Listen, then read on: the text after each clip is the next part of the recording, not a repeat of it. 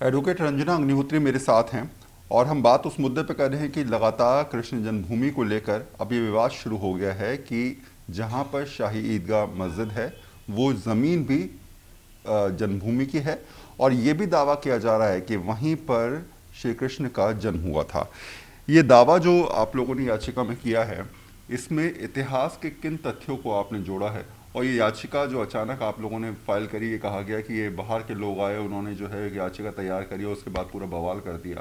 ये पूरा मामला कैसे आप समझाएंगे? देखिए, पहली बात तो हम बाहर के लोग नहीं हैं, हम भारत के ही लोग हैं और हमने 25 वर्ष श्री राम जन्मभूमि का केस किया है। हम बाहर से नहीं आए हैं, हम भारत के ही हैं और हम सनातन धर्मावलंबी हैं। हमने कोई भी विधि निषेध कार्य नहीं किया है। भारत का संविधान हमें ये आज्ञा देता है कि अगर हमें लगता है, प्रत्येक व्यक्ति को ये आज्ञा देता है कि अगर उसे लगता है कि उसके साथ कोई अन्याय हुआ है, उसके समाज के साथ अन्याय हुआ है या उसके देवता के साथ कहीं कोई अन्याय हुआ है, तो वो अपनी आवाज़ न्यायालय के माध्यम से अवश्य उठा सकता है। तो ये आपने जो याचिका तैयार करी है मैम, इसमें मैं देख रहा था कि तमाम पॉइंट्स रखे गए। ये कहा गया है कि किस तरीके से पिछले 200 साल में इस पर तमाम मुकदमे दायर किए गए। ये कहा गया ये 500 साल पुराना इतिहास इसका जुड़ा हुआ है। ये समय समय पर जो चीज़ों को, तथ्यों को आपने जोड़ा है, इसका इतिहास कैसे इकट्ठा किया और किस आधार पर आपने वहाँ पर ये सब किया? देखिए, ये इसमें तो कोई भी डिस्प्यूट नहीं है कि भगवान श्री कृष्ण की जन्मस्थली को औरंगज़ेब द्वारा तोड़ा गया। औरंगज़ेब ने 1670 में एक फरमान जारी किया, उसमें ये लिखा कि ये जो भव्य और दिव्य मंदिर यहाँ पर बना हुआ है, इसको तोड़ा जाए और यहाँ पर जो मूर्तियाँ विराजमान हैं इनको उठा कर के आगरे के किले में लगा दिया जाए, जिससे कि लोग मस्जिद में नमाज़ पढ़ने जाएं, वो मूर्तियाँ ज़मीन के नीचे रहें। यानी कि जो भी किया गया था हिंदुओं को अपमानित करने की नीयत से किया गया था। एक ही मंदिर नहीं तोड़ा, औरंगज़ेब ने तमामों मंदिर तोड़े, क्योंकि 1770 में औरंगज़ेब का एक कमांडर था, वो इटालियन कमांडर था, उसका नाम था निकोलो मनुची। उसने अपनी पुस्तक हिस्टोरिया डोमोगर में लिखा है कि औरंगज़ेब ने राम जन्मभूमि का बड़ा मंदिर, मथुरा का मंदिर और काशी का मंदिर और हरिद्वार में महादेवी का मंदिर तोड़कर निस्तो नाबूद किया। अच्छा, वहाँ पे ये दावा किया जा रहा है, जो मस्जिद के ट्रस्ट के लोग हैं वो कह रहे हैं कि इसका इतिहास, ये तो करीब 500 साल पुरानी मस्जिद है। आप कैसे कह रहे हैं कि 200-250 साल पहले जो है वो इसको जो है बनाया गया है? वो ये बतावें कि औरंगज़ेब का पीरियड कितना है। 500 साल का है औरंगज़ेब का पीरियड, एक बात। दूसरी बात है कि जब इसको तोड़ा गया था औरंगज़ेब के कमांडर के द्वारा, तो पार्शियल ही मंदिर को थोड़ा ही तोड़ा गया था और एक बाउंड्री जैसा स्ट्रक्चर उन्होंने इरेज किया था। नमाज कभी पढ़ी नहीं गई, क्योंकि अगर हिंदू धर्मस्थल होता है तो मुसलमानों के यहाँ नमाज उसके बगल में नहीं पढ़ी जाती। उसके बाद ये सर्वविदित है कि मैं इधर से आ जाती हूँ, 1815 पे आ जाती हूँ, बहुत पुरानी हिस्ट्री अदालत में बताएंगे। 1815 में जब ब्रिटिश पीरियड आया तो उन्होंने उसको नज़ुल लैंड डिक्लेयर कर दिया। उसके बाद इस पूरे लैंड की 13.36 एकड़ की नीलामी हुई, उसको राजा पट्टिमल ने परचेज़ किया बनारस की। उसके बाद उन्होंने वहाँ पर भव्य और दिव्य मंदिर की स्थापना करी। उसके बाद इसको जो है राजा पट्टिमल के जो वो थे बच्चे, उन्होंने इसको सेल डीड एक एग्जीक्यूट की, sale deed in favour of Pandit Madan Mohan Malviya और जुगल किशोर बिरला के द्वारा उसको परचेज किया गया। इन दो लोगों की मंशा थी यहाँ पर भव्य और दिव्य भगवान श्री राम के मंदिर, भगवान श्री कृष्ण के मंदिर के निर्माण की। बीच में क्या हुआ, एक संघ, श्री कृष्ण जन्मभूमि संघ के नाम से संघ बना और बाद में उसका संस्थान नाम हो गया। इन्होंने with the connivance of the Sunni central Waqf board they made a compromise. इन्होंने कॉम्प्रोमाइज़ कर लिया, जबकि ये सूट में पार्टी नहीं थे। फर्जी कॉम्प्रोमाइज़ करने के बाद इन्होंने डिक्री लगाई, और जब आप उसके मालिक नहीं हैं, आप ट्रस्ट के ओनर नहीं हैं, आप ट्रस्टी नहीं हैं, तो आप किसी की प्रॉपर्टी को कॉम्प्रोमाइज़ करके आप कौन होते हैं ईदगाह को देने वाले? ना तो ये वक्फ था, ना तो ये मस्जिद थी। जब हमें नॉलेज में आया कि ये फर्जी है, फ्रॉड करके डिग्री ली गई है, तो हम चैलेंज कर सकते हैं। और दूसरी बात, बार बार ये कहा जा रहा है आप इतने दिन से कहाँ थे? 25 वर्ष से हम श्री राम जन्मभूमि कार्य में व्यस्त थे। अब वो कार्य पूर्ण हुआ है भगवान श्री राम की इच्छा से और अदालत के माध्यम से।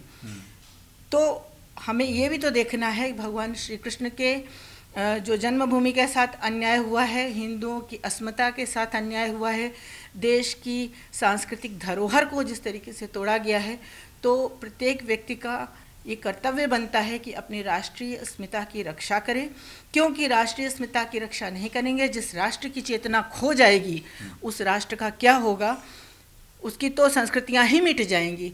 आने वाला भविष्य कठोर प्रश्न पूछेगा कि हमारे पूर्वजों ने क्या किया।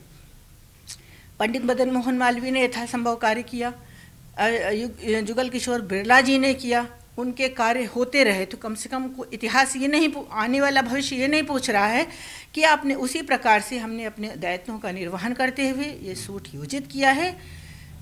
अब अदालत के ऊपर है, साक्ष्य प्रमाण और अरेस्ट ऑफ रेयर बुक्स हम प्रस्तुत करेंगे, अदालत जैसा दिशा निर्देश करेगी उस पर हम चलेंगे, कानूनी कार्यवाही ऐसे होगी। एक सवाल मेरा ये है यहाँ पर मैम कि ये कहा जा रहा है कि केशव देव जी का मंदिर वहाँ पर था और उसको तोड़कर फिर इस प्रकार की चीज़ें बातें निकल के आ रही हैं।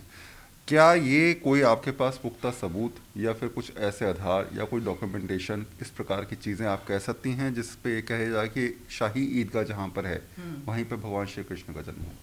कटरा के अगर उसकी खुदाई करवा दी जाए तो कटरा केशव देव के अंदर के ज़मीन के नीचे पूरी उसी तरीके से सारे पुरातात्विक तथ्य वैसे ही निकलेंगे जैसे श्री राम जन्मभूमि में खुदाई हुई थी 2005 में, और सारे तथ्य और प्रमाण सामने आए। आज भी मंदिर का कार्य प्रारंभ हुआ है, तो जो रोज़ रोज़ न्यू बनने के लिए खुदाई हो रही है, रोज़ रोज़ ऐतिहासिक तथ्य और मूर्तियाँ सामने आ रही हैं।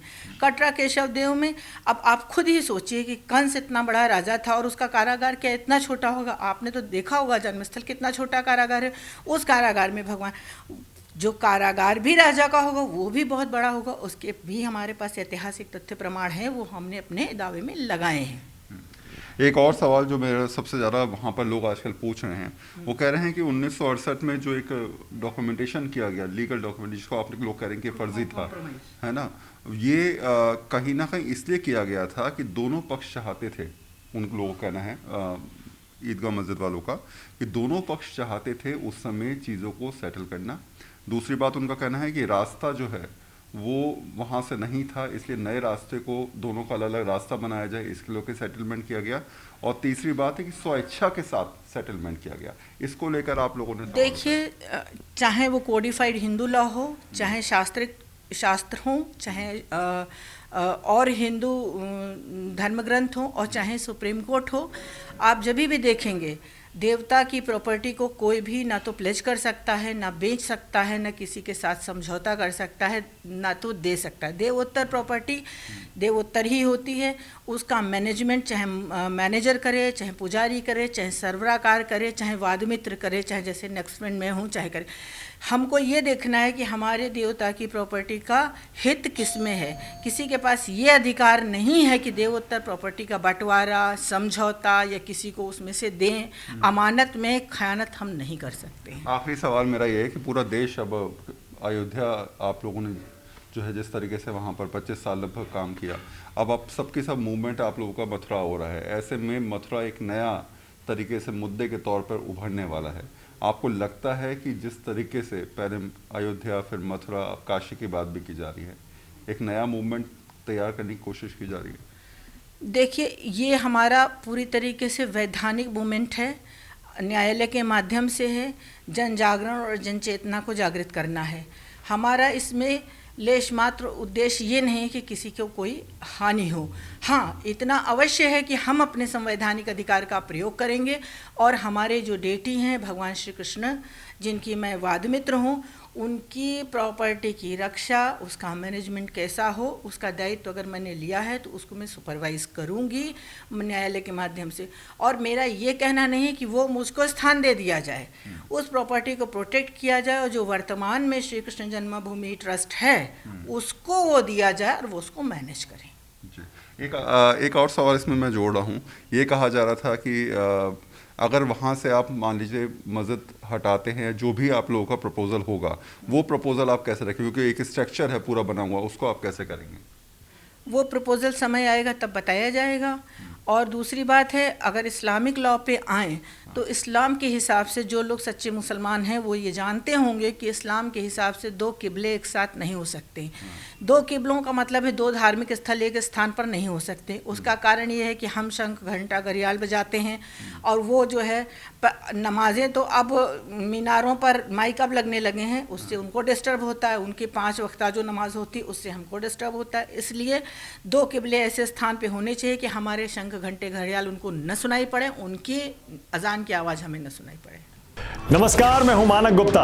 अगर आपको हमारा ये वीडियो पसंद आया हो तो इसे लाइक और शेयर जरूर करें और हाँ, हमें सब्सक्राइब और फॉलो करना ना भूलें ताकि आप देश और दुनिया की कोई खबर मिस ना करें। तो जुड़े रहिए हमारे साथ और देखते रहिए न्यूज़ 24।